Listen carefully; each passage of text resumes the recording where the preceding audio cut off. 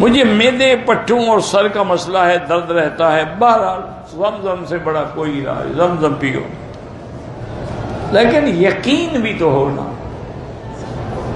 میں نے ایک دفعہ مدینہ پاک میں اللہ نصیب فرمائے، پتہ نہیں اب تو کافی مدت ہو گئی مدینہ پاک کی حاضری کو، اصل میں ہمارے کچھ گناہ ایسے ہو جاتے ہیں کہ پھر رکاوٹ ہو جاتی ہے، کوئی غلطیاں ایسی ہو جاتی ہیں کہ پھر وہاں حاضری نصیب نہیں ہوتی، اور ڈر بھی لگتا ہے کہ حاضری نصیب ہو تو پھر منظوری والی اور قبول والی حاضری ہو، ایسے تو نہ ہو کہ رسمیں دنیا ہے، جی مدینے جا رہے ہیں، مدینے جا رہے ہیں، سگریٹیں بھی پی رہے ہیں، مدینے جا رہے ہیں، کیا فائدہ ہے؟ اس سے بہتر ہے نہ جاؤ۔ ہم تو ڈرتے ہیں بھائی، ہم تو یہی سمجھتے ہیں کہ ہماری کوئی خطا ہے، کوئی گناہ ایسا ہوا ہے کہ تاخیر ہو جاتی ہے، دیر ہو جاتی ہے، ورنہ مدینہ شریف آج کل جانا کون سا مشکل ہے۔ اب تو خیر میں گاڑی نہیں چلاتا، جب میں خود چلاتا تھا میں الحمدللہ 3 گھنٹے میں پہنچ جاتا، شوق تھا گاڑی چلانے کا، گاڑی ہمیشہ رکھی ہوتی تھی۔ تو بہرحال مقصد یہ ہے کہ مدینہ شریف جاتے ہوئے بڑا ادب ضروری ہے، تھوڑی سی بے ادبی ہو نا جی۔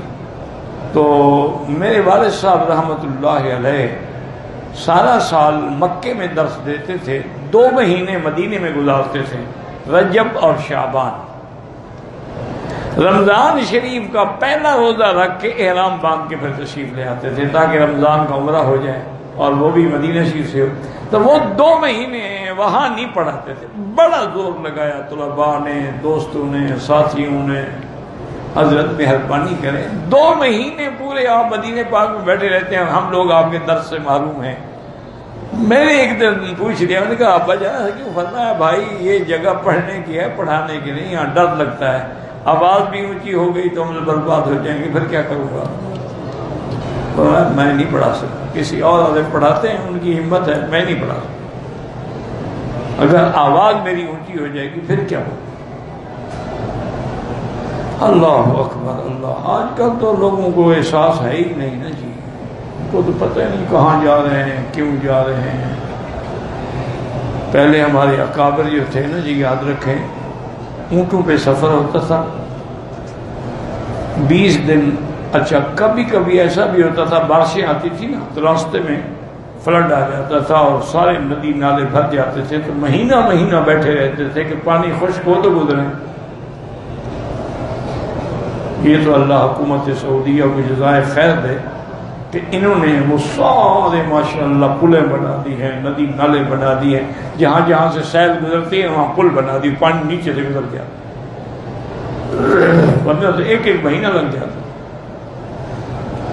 اس زمانے میں جب وہ جاتے تھے نا جہاں سے آپ احرام باندھتے ہیں ذی الحلیفہ، یہاں سے تو راستے میں بڑی بڑی بلڈنگیں تو ہوتی تھیں، یہیں سے حضور کا روضہ نظر آتا تھا۔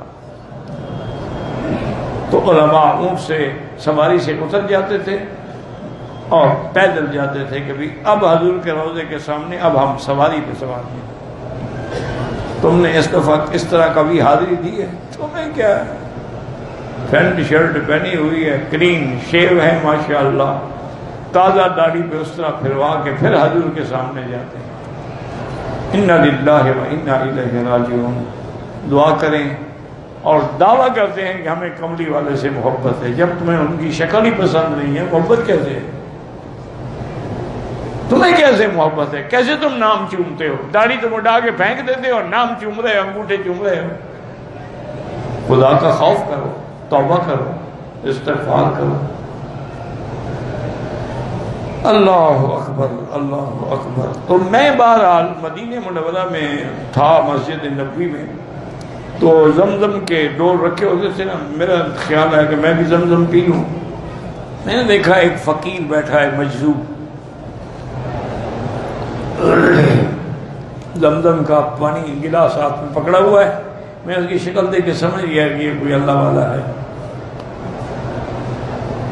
میں چپ کر کے اس کے پیچھے کھڑا ہوا، چونکہ ان لوگوں سے ڈر بھی بڑا لگتا ہے نا، غصے میں آ جائیں بجائے دعا کے بد دعا کر دیں تو پھر کیا ہوگا۔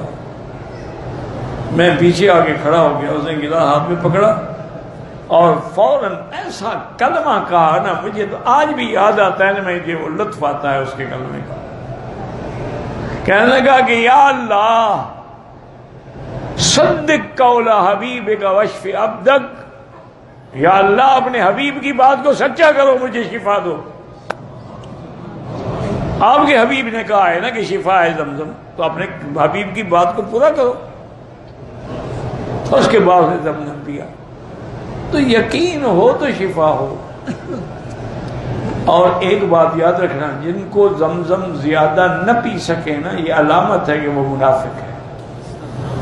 منافق کبھی پیٹ بھر کے زمزم نہیں پی سکتا۔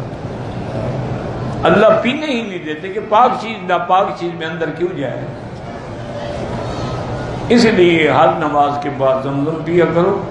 اور جو آپ کو بیماریاں ہیں، یا تو پھر حضرت ابن عباس کی دعا یاد کر لو، چھوٹی سی بھی ہے، آسان بھی ہے، اللہم انی اسألک علما نافعا ورزقا واسعا وشفاء من کل داء، یا اللہ مجھے علم بھی دے، رزق بھی دے، ہر بیماری سے شفا دے۔ مچھلی کو کانٹے سے پکڑنا جائز ہے، جس سے مرضی ہے، جال سے پکڑو، کانٹے سے پکڑو، یہ کیا مسئلہ ہے؟ شکار ہے، جائز ہے۔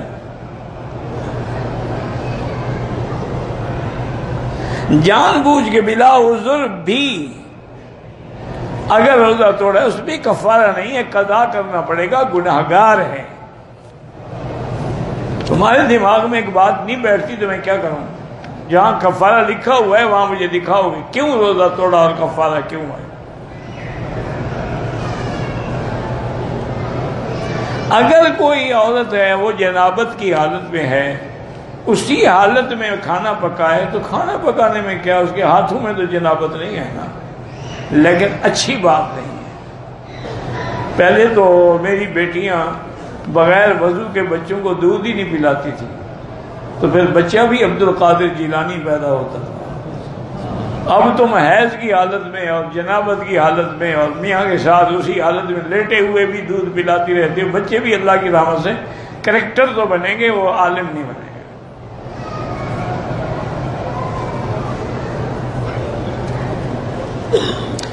میں نے حج پہ تھا، میں نے اس طرح نہیں پھروایا تھا، 5-7 گھر کر کوئی بات، کوئی دم نہیں۔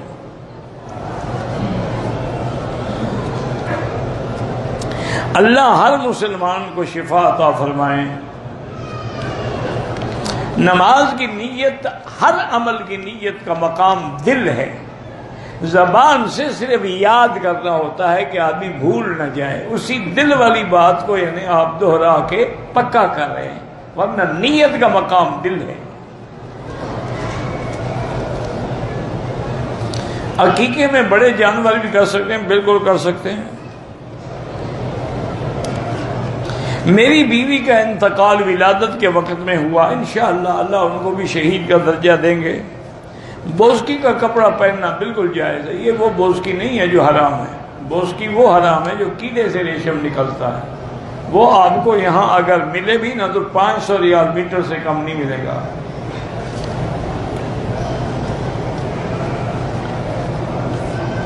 بیوی کو طلاق دے دی ہے، واپس کیسے لے آؤں؟ جب طلاق دی تھی مجھ سے پوچھا تھا کہ واپس لینے کے لیے پوچھ رہے ہو؟ اب چھٹی کرو، کسی اور کی حالت جانے دو۔ ایک آدمی نے بیوی کو طلاق دے دی ہے تو وہ جنت میں ملے گی؟ بالکل نہیں ملے گی۔ وہ جس سے شادی کرے گی اس کو ملے گی۔ تم نے تو نکال دی اپنے گھر سے، تمہیں کیوں ملے؟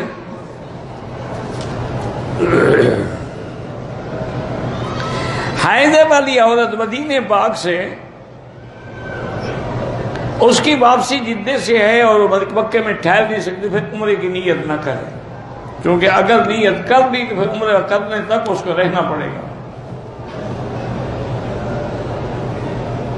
ایک عورت کو میں نے اگر ایک طلاق دی تو پھر رجوع کر سکتے ہیں، اس کو کہہ دیں، ٹیلی فون پہ کہہ دیں، 2 گواہوں کے سامنے کہہ دیں کہ بھی میں نے رجوع کیا ہے، وہ تمہاری بیوی، ایک سے رجوع ہو سکتا ہے۔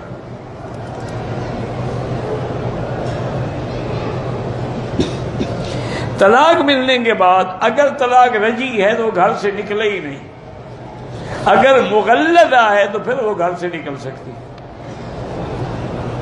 پھر بھی یہی ہے کہ عدت میں وہ سفر نہ کرے۔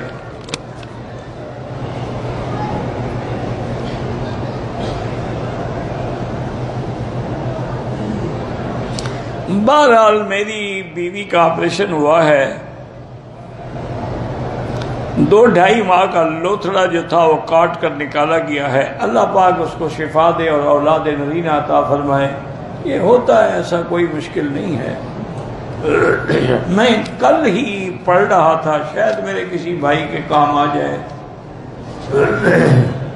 کہ جن عورتوں کے حمل گر جاتے ہیں یا کوئی نہ کوئی وجہ ہو جاتی ہے، حمل پوری مدت کے بعد نہیں ہوتا یا ہوتا ہے تو ختم ہو جاتا ہے، تو اس کے لیے سب سے بہتر یہی ہے کہ بسم اللہ الرحمن الرحیم 160 دفعہ ایک کاغذ پہ خود لکھ لیں، کسی پیر شیر کی ضرورت نہیں ہے، تم خود پیر ہو ماشاءاللہ، باریک کاغذ ہو اس پہ جناب 160 دفعہ بسم اللہ الرحمن الرحیم، پھر اس قرآن کی آیت کا تعویذ بنا کے بیوی کے گلے میں ڈال دو، انتہائی آرام سے اور طبیعی ولادت ہو جائے گی اور کوئی خطرہ بھی نہیں ہوگا۔ کیونکہ مجھے تو اللہ کے قرآن پہ یقین ہے، تمہیں یقین نہ ہو تمہاری مرضی۔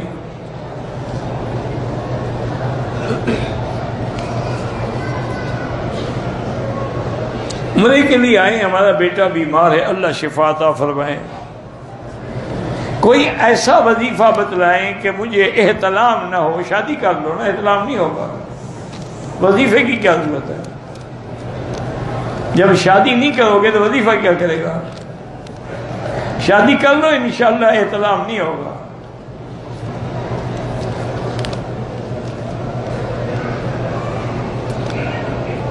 علامہ انور کشمیری دیوبندی کون تھے؟ خود تو لکھا ہے تم نے، علامہ انور کشمیری بھی دیوبندی بھی، پھر کون تھے کا کیا مطلب؟ کشمیری تھے، دیوبندی تھے، شیخ الحدیث تھے، حافظ الحدیث تھے۔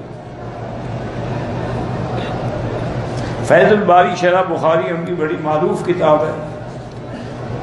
میرے والد کے استاذ تو نہیں تھے، لیکن میرے والد کو جو اللہ نے عزت دی ہے ان کی دعا سے۔ اگر عورت عمرے کی نیت سے گھر سے نکلے، راستے میں حید آ جائے، بالکل نیت کر لے، یہاں ہوٹل میں بیٹھی رہے، جب اچھی طرح اس کے دن گزر جائیں، پاک صاف ہو جائے، غسل کر کے پھر عمرہ کرے۔